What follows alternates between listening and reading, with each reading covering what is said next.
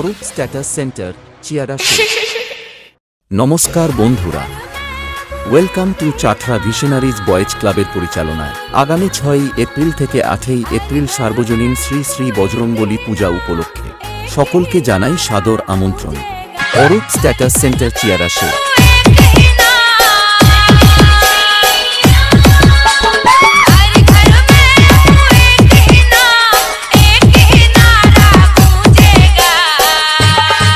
তাই সকলকে নাচাতে ও আনন্দ দিতে আসছে নেতাজি নগর থেকে ইকো সাউন্ড।